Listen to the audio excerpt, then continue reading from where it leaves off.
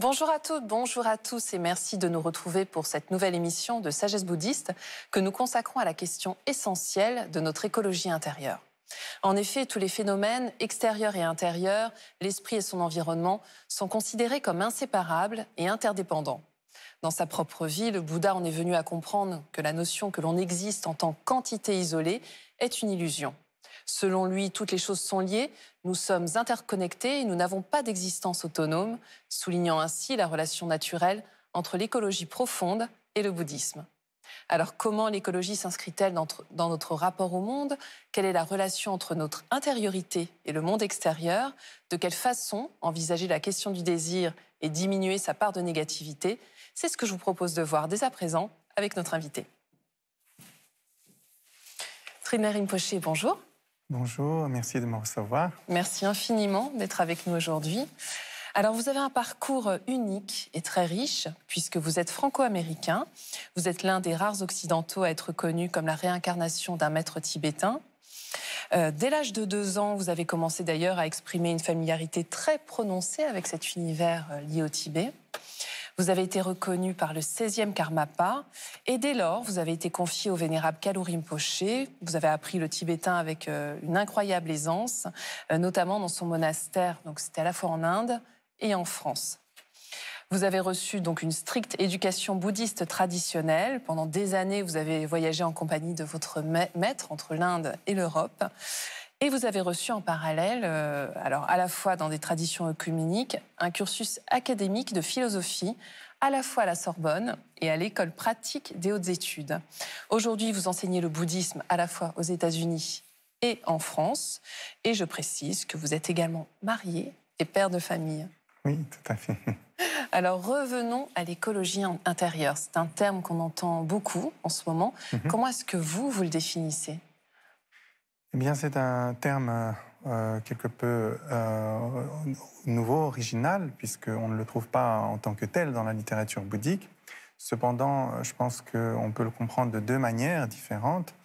D'une part, c'est-à-dire par rapport aux problèmes écologiques qui sont aujourd'hui présents et les efforts que nous devons faire pour éviter le pire, la part de l'intériorité, c'est-à-dire pas simplement notre action sur le monde, mais aussi le travail que nous devons faire sur nous-mêmes pour réduire notre désir, notre consommation, notre violence. Et d'autre part aussi, probablement, on peut l'appliquer simplement aussi par rapport à notre intériorité. Quel est l'état le plus, comment pourrait-on dire, le plus favorable pour son bien-être? Et ces deux approches ne sont pas contradictoires, au contraire. Au contraire, elles sont vraiment en lien. Alors justement, cette exploitation, notamment des ressources que vous dénonciez, finalement, on ne peut pas travailler sur cette planète sans faire ce travail sur soi. Oui, en effet, la destruction de l'environnement, l'exploitation des animaux, nous arrivons maintenant dans un monde, dans un univers écologique de plus en plus maltraité, détruit, et où la part de la souffrance est très grande, aussi bien pour les humains que pour les animaux. Et cette destruction est motivée surtout par notre désir de consommation sans limite. Nous voulons toujours plus,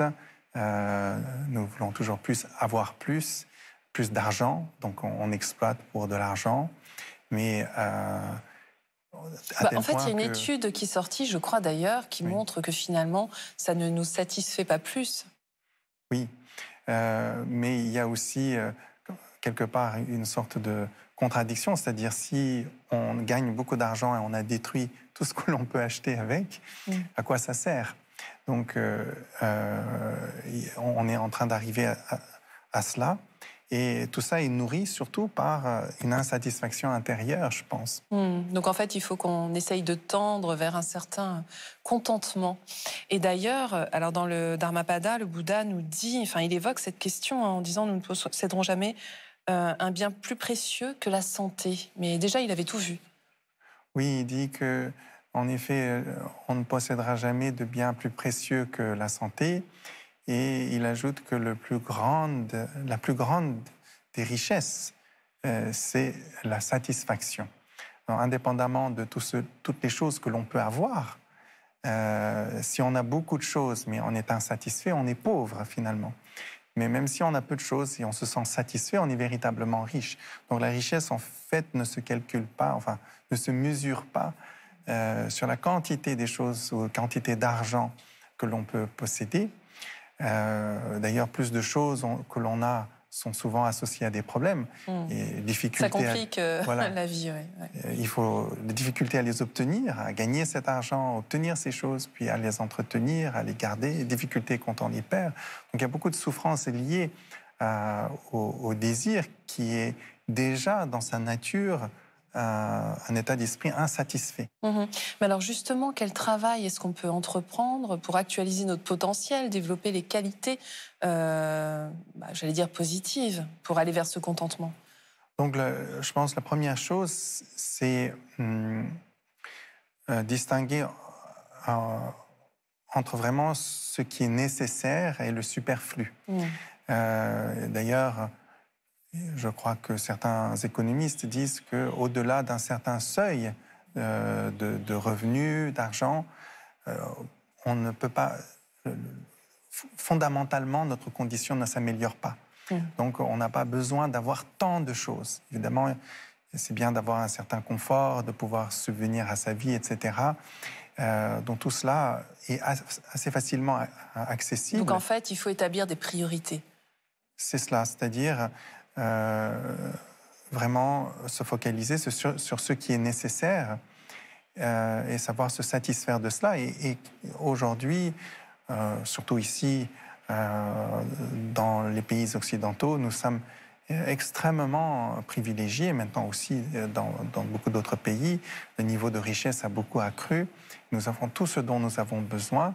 Il est important, je pense, d'éprouver de la gratitude, de savoir reconnaître les privilèges qui sont les nôtres. Alors, en plus justement de cette qualité de contentement à cultiver, il y a aussi celle de l'empathie, de la bienveillance, dites-vous.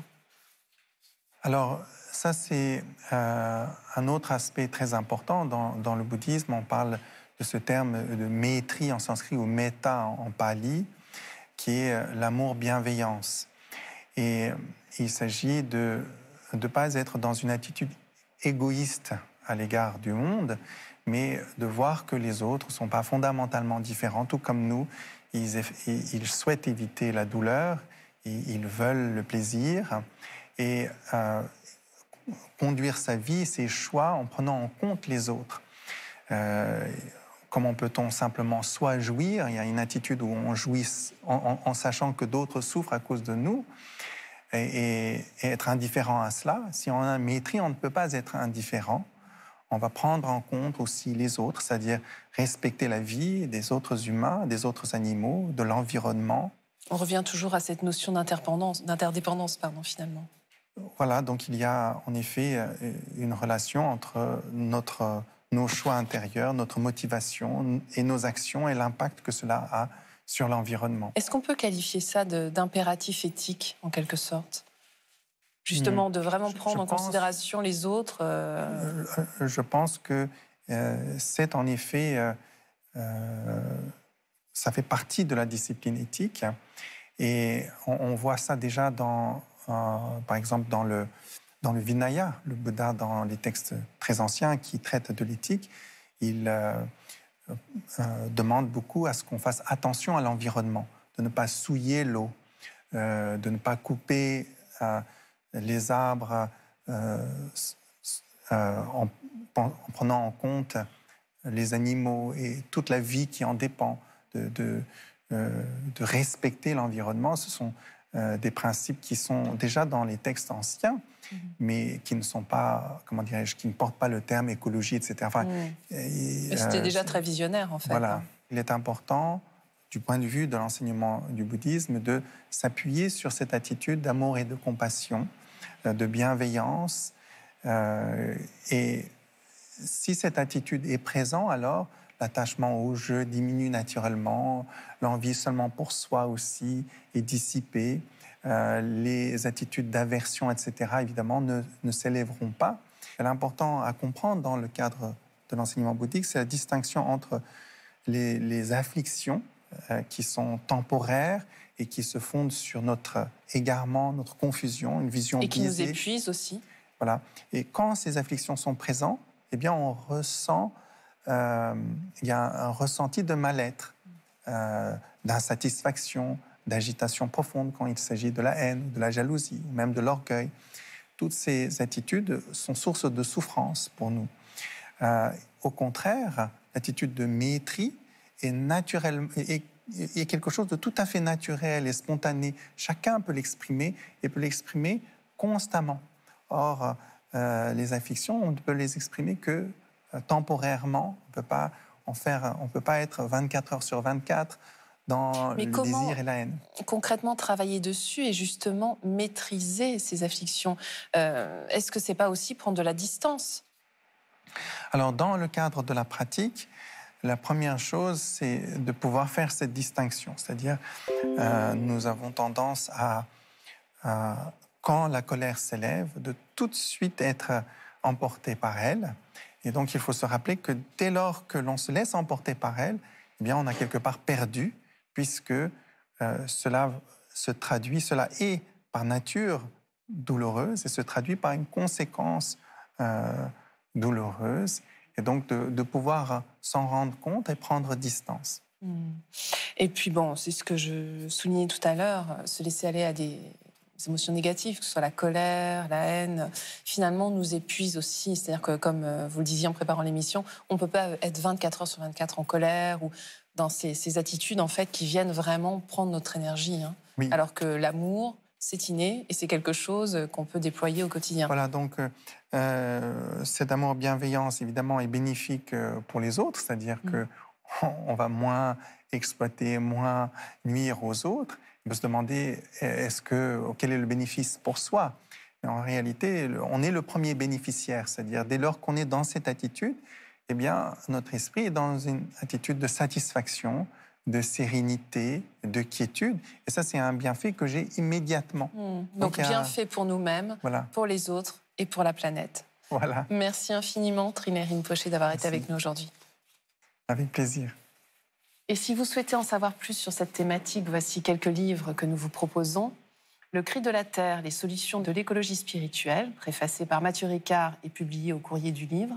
Cet ouvrage d'une grande richesse réunit les voix de femmes et d'hommes de toute tradition et de toute culture, reconnus pour leur grande sagesse. On y retrouve notamment celle de Thich Nhat Hanh, Vandana Shiva ou encore de Satish Kumar. Ils éclairent dans des textes concis le chemin du cœur qui permet de retrouver l'unité avec la nature et guérir la planète. Pour une écologie spirituelle de Satish Kumar, publié aux éditions Belfond, ce guide lumineux nous ouvre la voie vers un monde meilleur, plus solidaire et plus heureux. Cultiver un nouvel équilibre entre la terre, l'âme et la société, Satish Kumar, ancien moine jaïn et infatigable disciple de Gandhi, a développé une approche de l'écologie basée non pas sur la peur et l'urgence sanitaire, mais sur une vision globale et spirituelle de notre place dans l'univers. Enfin, renaissance bouddhiste du Tibet à la France, d'Yves Lefaou aux éditions de Boré. Du choc initial de deux cultures très différentes à leur rapprochement progressif, ce livre décrit de manière passionnante les différentes étapes de la rencontre féconde de l'Orient et de l'Occident, initiée en terre auvergnate voici près de 40 ans. C'est la fin de cette émission. Vous pouvez la revoir pendant un mois sur France.tv.